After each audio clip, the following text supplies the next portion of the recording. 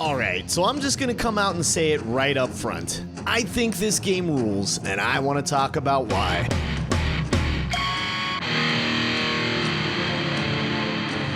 What's happening, guys? I am SJ from 10 Points of Slashing, and I, like many others, definitely slept on this game for the first few years of its life due to the pretty meh reviews. Being what I consider to be a relatively casual fan of the Batman universe, I wasn't chomping at the bit for this game by any means when it was announced, and it's taken me the better part of 2 years to jump into it at all. But, damn man, I'm glad I did. I was super blown away by how much I loved the experience playing this game. So much so that I decided to build an entire video game review process based specifically on what I love in games so that I can ask myself the question, did I really like this game? Or am I just blinded by my lifelong love of Nightwing? We never make a video about a game we don't like, so obviously this is going to be a pretty praise-heavy review, but a detailed and honest one nonetheless. We're going to take a look at 10 of what I consider to be the most important parts of what make a video game great, and talking about why or why not the game hits those marks. So, ladies and gentlemen, let's jump right into Gotham Knights. The sun has set, both in Gotham City and on the life of Batman, known to the public as Bruce Wayne. Gotham Knights takes place in the wake of the death of the city's greatest protector.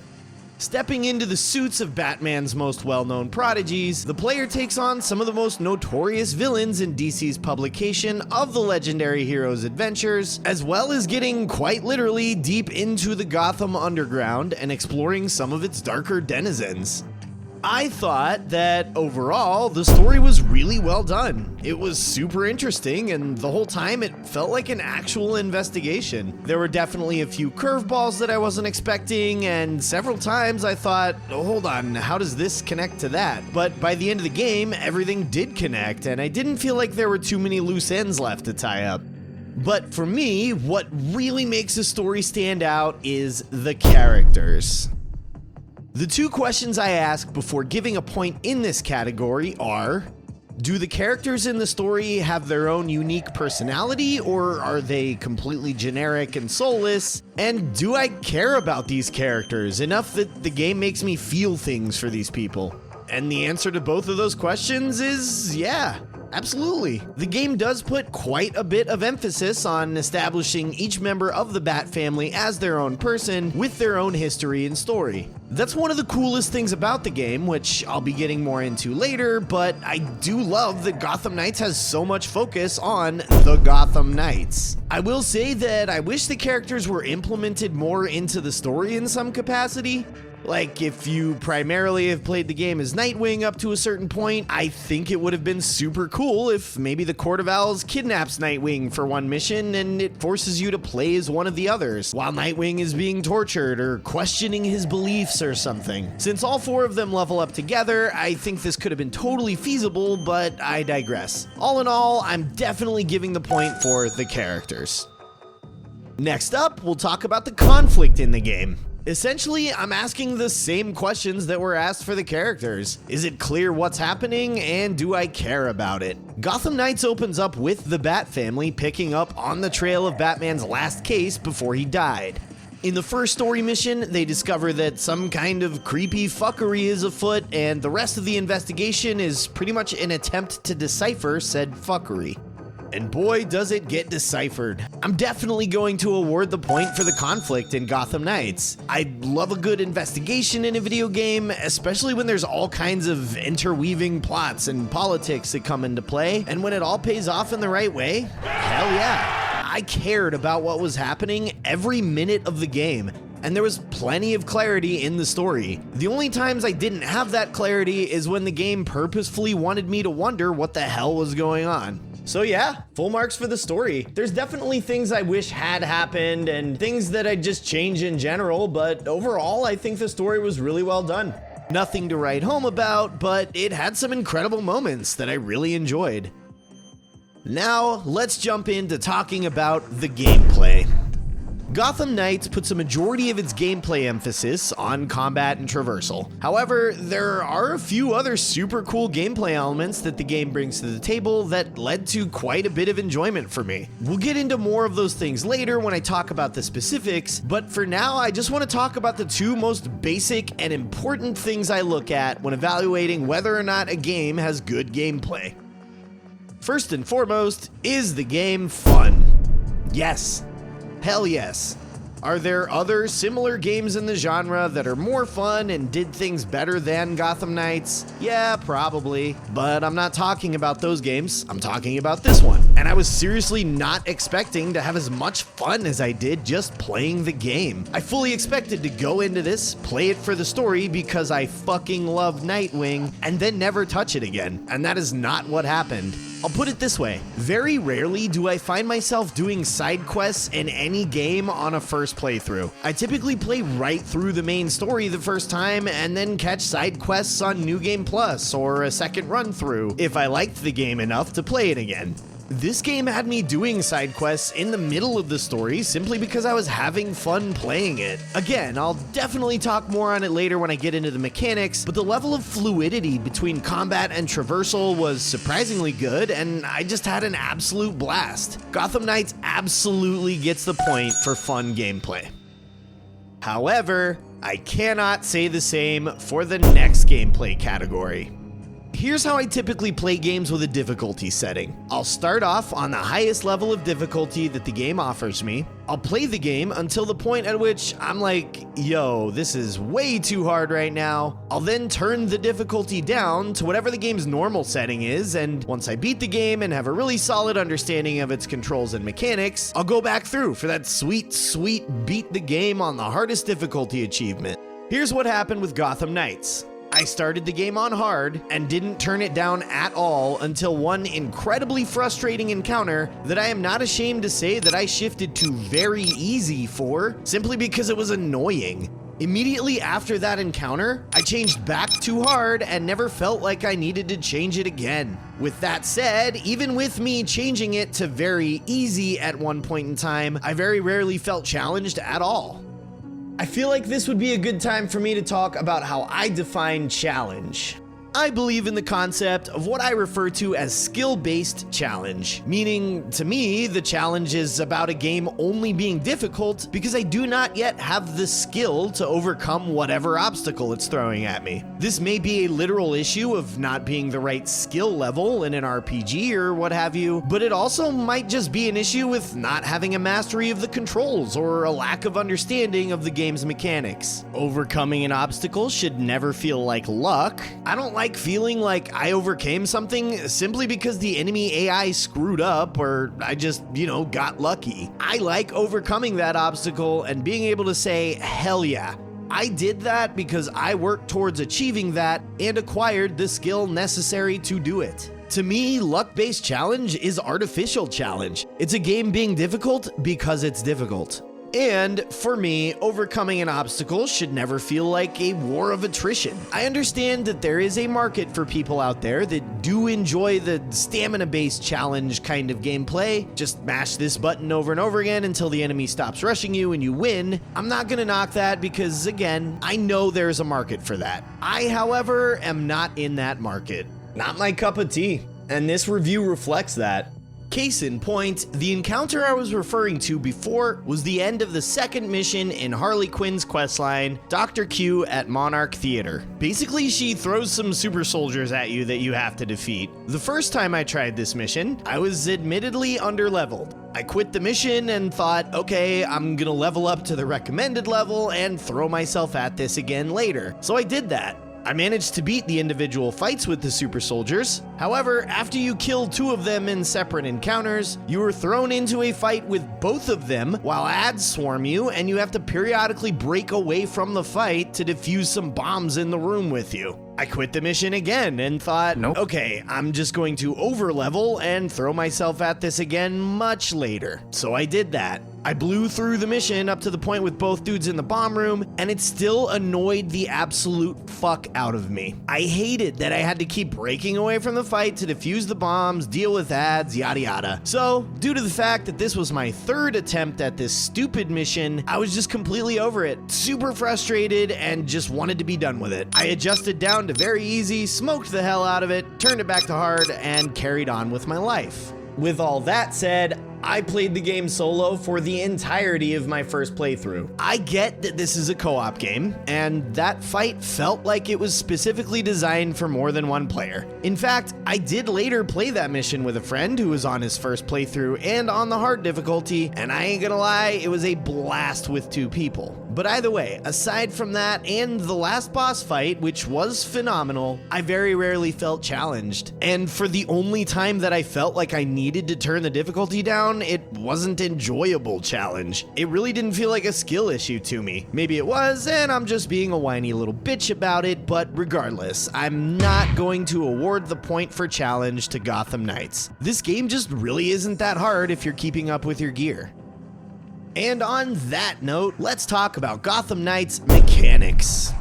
Like I mentioned in the gameplay categories, the game's primary focus is on its combat and traversal. But what I really like to talk about in this section is the game's unique mechanics. The game's innovation, or I guess more accurately, what does it bring to the table that gives the game its own unique personality? And does that innovation, those unique mechanics, bring value and meaning to the game itself? Is it just innovation for the sake of innovation, or does it provide the player with a supplementary gameplay experience that makes the entire thing feel better?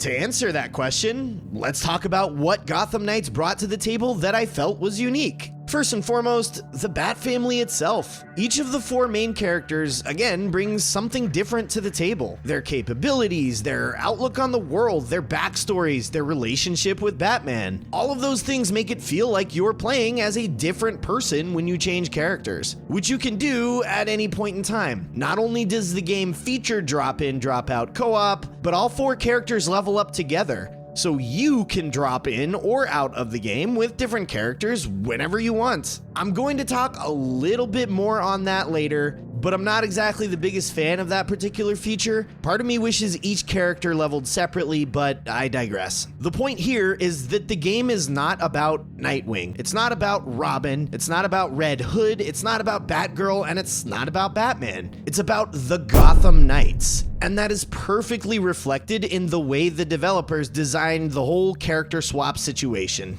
The second piece of what I feel to be uniqueness is the little investigation system that pops up a couple times throughout the game. You come on it? Whoa. You come upon a crime scene and have to basically solve a riddle based on the things in front of you. I thought this mechanic was freaking awesome, and it did feel rewarding when you figured out the solution. I do, however, have 2 things I'd like to say about it. I wish the system itself was more punishing if you screw up and get it wrong, and I wish they made more use of this throughout the game. But all in all, I loved this addition and felt that it added so much. Made it really feel like a Batman-style investigation, you know? All that said, the big question to ask here, do those things bring value to the game? Yeah, 100%. Gotham Knights simply would not have felt as great to me as it did without those 2 features. I still would have loved the game, but having the Bat family featured and used in the way they were and the investigation system just made it that much better. I will say that the investigation system is really only awesome the first time through, and once you figure out the solutions, it kinda loses its luster, but nonetheless, I loved it, and I am awarding the point for meaning and value in the mechanics. Next, we'll talk about a pretty big one for me. Do the game's mechanics feel rewarding? This one's kind of hard to explain in words because it refers more to a feeling, but I'm pretty sure everybody that plays video games knows what I'm talking about here. As an example, when you play a shooter and you fire a weapon, I feel like pretty much everybody wants that thing to sound beastly. You want a good loud crack and a solid bass behind the sound effect used for the gunfire. I personally know people that prefer to use certain weapons over others in some shooters, simply because they sound cooler, because firing them feels more rewarding, more satisfying to the player. Another example is backstabs in Dark Souls. When you nail a backstab, you get that super satisfying slam sound effect, and the camera kind of does that little shift. These are things that just feel good. So when talking about Gotham Knights, I've already said this twice in this video, but I'll say it one more time. Most of the gameplay emphasis is on combat and traversal. So if I'm asking the question of whether or not the game's mechanics feel rewarding, I'm gonna look at the big picture and talk about the majority of the game. And if I do that, I'm sorry, but the combat just does not feel rewarding to me.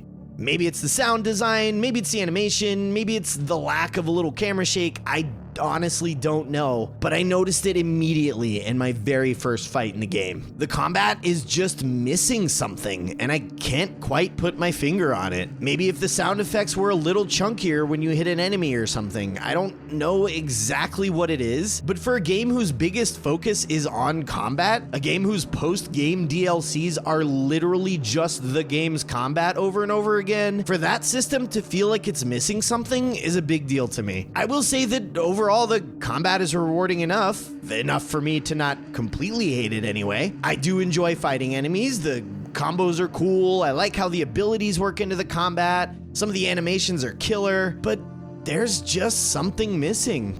I will not be awarding the point here. Moving right along, one of the other big things I look for in a video game is the desire to go back and play it again after I've already beaten it. Let's talk replayability. The first two questions I'll ask here: can I go back and take a different approach to the game on a second playthrough? And do I want to? And I'm straight up gonna give Gotham Knights a resounding yes on both accounts. Like I've talked about already, players have the option to swap between any of the 4 members of the Bat family featured in the game at any point in time: Nightwing, Tim Drake's Robin, Red Hood, and Batgirl. Each of them has their own specific equipment, movesets in combat, traversal methods, and of course, personalities. This basically provides, at a minimum, 4 different approaches you can take to the game, because these characters essentially play like RPG archetypes. The only thing that I'll say as far as something I don't like about this character selection system is something I mentioned earlier. I really wish each character leveled up separately. This would give me way more incentive to play as the others, especially if there were achievements that were linked specifically to individual characters. Which is a phenomenal segue to my next point.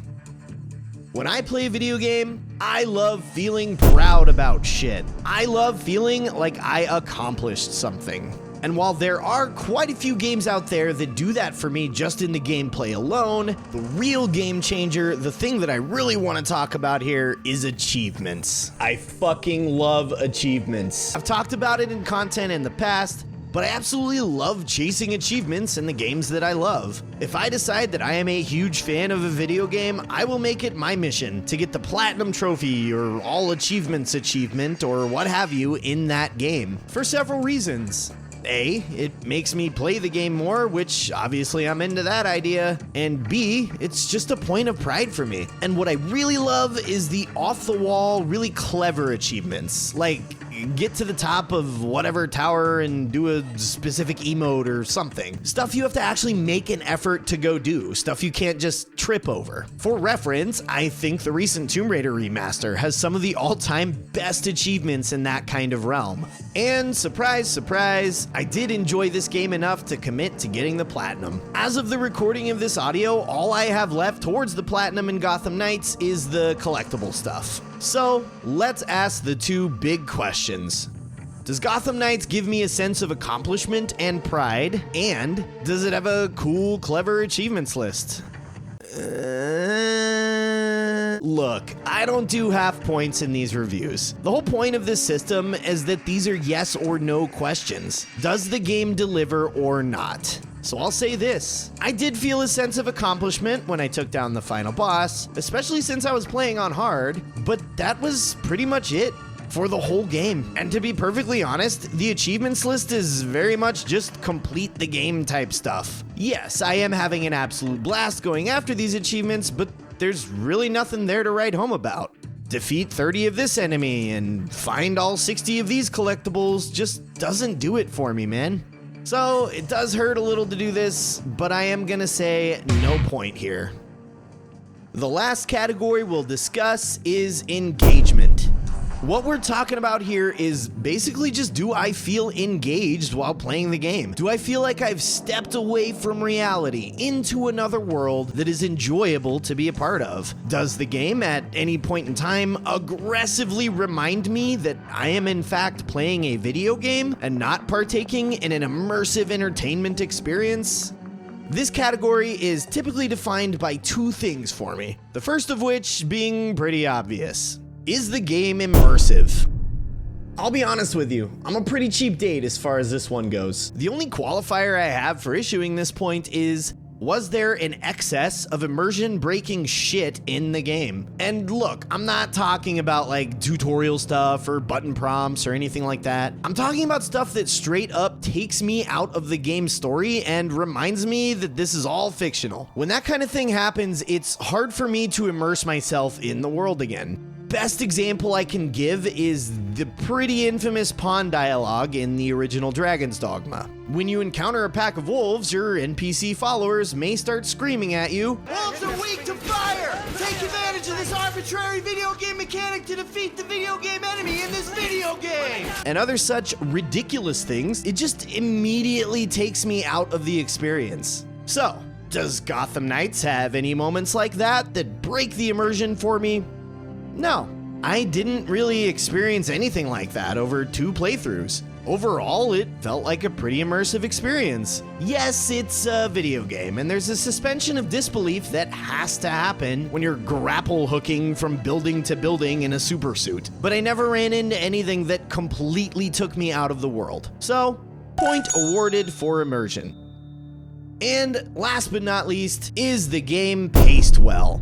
You know what I'm talking about. Do combat sections drag on for far longer than they should? Or are there sections of traversal or puzzle solving between them? Do puzzle sections take forever and slow the story to a grinding halt? If an important character dies, does the pacing of the game serve the storytelling in the sense that it gives you as the player time to grieve without immediately throwing you into another combat section or a new mission like nothing happened? When a game isn't paced well, it can definitely throw me personally out of that immersive state that I love being in when I play a video game. So, is Gotham Knights paced well? I'll say yeah. I think that overall the game was paced phenomenally well, especially for an RPG style game with leveled loot and level recommendations for story progression. I think it can sometimes be pretty challenging for developers to balance the pacing when there are systems like that in place. But I never once felt like I had hit a wall and the game was forcing me to do some bullshit I didn't care about just so I could progress the main story. It seemed like I was leveling up at a pace that was conducive to the progression of the story, and anytime I did side quests to level up, it didn't feel like a chore or a grind by any means. So, I will award Gotham Knights the point for pacing. Which brings us to the final scoring for the game. As I've said, this review process is designed to force me to be honest with myself. I have a tendency to have really emotional reactions to video games, and if it were up to me, I'd pretty much stick to a rating system of 1, 5, or 10. But this rating system is entirely based on yes or no questions, and most of the time, it's pretty easy to answer them honestly. So, the final scoring. Ladies and gentlemen, 10 points of slashing gives Gotham Knights a 7 out of 10. For these reviews, I do always like to give my emotional rating as well, so that it can stand next to the statistical one that we just built. And honestly, I think my emotional rating for the game is a solid 9. Yeah, there's a lot I'd change. There's a lot I'd like to see that just wasn't in the game. The heroic assault thing is absolutely awesome in theory, terrible in execution. But overall, Gotham Knights was an incredibly fun game that wasn't too overcomplicated and didn't feel like it was trying to prove anything, featuring an awesome story that felt authentic and nostalgic in all the right ways. Like it was just another arc in the animated series that I watched when I was a kid. Now, there is one other thing I have to talk about for every game that I review. However, this has no bearing whatsoever on the final score for the game. Think of it as an unweighted bonus point, but I am a straight up princess about character customization and cosmetics in video games. I want to look cool. I want options for different clothes, armor, colors, yada yada yada. I love being able to build a custom look for my character, no matter who that character is, even if it's a character like Nightwing who has lore established as far as who he is and what he wears. With that said, I'll absolutely award the meaningless, unweighted bonus point for the customization system in Gotham Knights. I think it was really well done. I loved the different suit options, the dyes weren't atrocious and made sense for the characters. I always put a frost enchantment on my sword in fantasy RPGs, so I loved the fact that I could have cryogenic weapons in this game. Customization in Gotham Knights is awesome, and I really appreciated the inclusion of this system in the game. To close it all out, I do want to say that legitimately the only reason I picked this game up at all is Nightwing. I should clarify that I'm not a comic book guy. So I'm not one of those hardcore dudes that knows absolutely everything about the character's history and publication. But when I was a kid, I was super into Batman the Animated Series, the New Batman Adventures, and Batman Beyond. And I remember in the New Batman Adventures, a couple episodes featured Nightwing, Dick Grayson, the former Robin. I remember thinking, A, his costume is super cool, way cooler than Batman's, and how's that even possible? And B, it's so dope that Robin broke away from Batman and started doing his own thing, became his own person and all that. I absolutely loved the character of Nightwing from just that brief exposure. But those few episodes of the New Batman Adventures were all I got of him. That is, until the first Lego Batman game, which I specifically got because I found out that Nightwing is an unlockable character. I'm not even kidding, that is the only reason I bought that game. Then we have Nightwing being playable in the Arkham series and Injustice, which is cool, but I don't know. I've never really been able to feel like I got an entire piece of Nightwing media of any kind until Gotham Knights. So again, maybe my perception of this game is entirely distorted because I'm experiencing a childhood nostalgia of insane proportions due to my attachment to Nightwing, but either way, even if that's the case, fuck it. This game rules. Thank you so much for checking out this video and the channel. Please hit that subscribe button if you enjoyed watching. I definitely plan on reviewing more games with this system, so please drop a comment and let me know what game you want to see me go over next. Also, if you want to shoot the shit, please feel free to join the 10 Points of Slashing Discord server. The link is in the video description. I really hope to see some of you guys in there. One last time, thank you from the bottom of my heart. Once again, I am SJ. This is 10 Points of Slashing. You are awesome, and I will catch you in the next one. See ya. You have no idea how fucking hard it was for me to not say right off the bat in the intro to this video. I am a straight up princess